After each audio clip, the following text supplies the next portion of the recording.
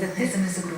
Да, Я тоже припоминаю возможности человеческой памяти. Вопрос был связан с дощечками, с деревяшками, с зарубками. И одну хранил покупатель, другую продавец. Это была своего рода записная книжка. Но вы часто пользуетесь записной книжкой уже в современном варианте? да, конечно. Нужна, наверное, и в да, работе, всегда. и в жизни. Да, Конечно. записываю. Кстати, что вы выиграли и как вы пользуетесь призом? Мы в тот день выиграли соты, медовые соты, и я каждое утро детям перед школой даю по кусочку этого меда. И так замечательно. Но самое главное, что вы заметили, что дети не болеют. Да, они не болели раньше. Да, и в сюжете от того эфира было сказано, что один вот отломленный кусочек от сот настоящих действительно приносит здоровье. Ну, молодцы. Да. Скажите, у вас такое необычное имя, не просто необычное, а просто красивое, очень красивое. Расскажите историю. Наверное, есть какая-то семейная история, откуда она взялась, кто такой у вас экстравагантный человек в семье? Да, этим экстравагантным человеком была моя, конечно, мама, но она и сейчас есть. В то время показывали фильм, назывался он «Роман и Франческа». И эта героиня фильма так понравилась моей маме, очень такая была она напористая, целеустремленная. И чтобы эти же качества передались мне, она дала мне это имя. Я бы сказала, что мама не то что экстравагантная, а очень романтичная натура, любящая. А как вот с таким именем вас называли в детстве, в школе, например? В школе, называли вначале Франча. Первый слог имени Франча, а потом уже со временем стали называть Теска.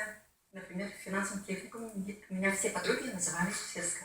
Ну а вам самой что ближе? Первый слог, второй или полностью имя? Как вам больше самой нравится? Не знаю даже. Все имена по-своему мне нравятся. А муж как вас называет? Франческа. Франческа. Хорошо. Я знаю, что вы такой увлекающийся, увлеченный человек. Чем вы занимаетесь в жизни? Какие у вас хобби? У меня сейчас очень много свободного времени. И я занимаюсь плетением. Это стало очень популярно.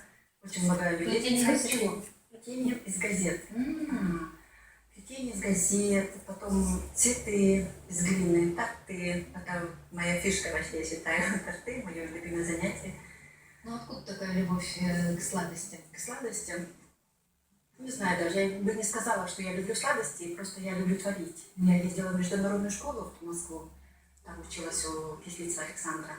2 года ездила, мне очень понравилось. И теперь я не перестаю заниматься тем, что чему научил Александр.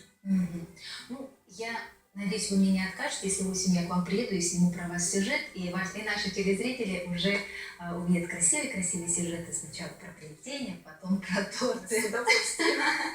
Ну хорошо, у нас остается совсем мало времени. Скажите, какой девиз в вашей жизни, в вашей семье? Поделитесь с телезрителями, потому что я задаю этот вопрос всем. Наш девиз в жизни – это, конечно, я так скажу, что всегда нужно добиваться своей цели. Поставленные цели должны быть, и всегда надо идти прямой дорогой, никуда не сворачивать, желать людям добра. А как часто вы смотрите нашу программу? Вашу программу я смотрю по мере свободного времени, да? Можно сказать, что постоянно, когда есть свободное время, потому что еще викторины начались.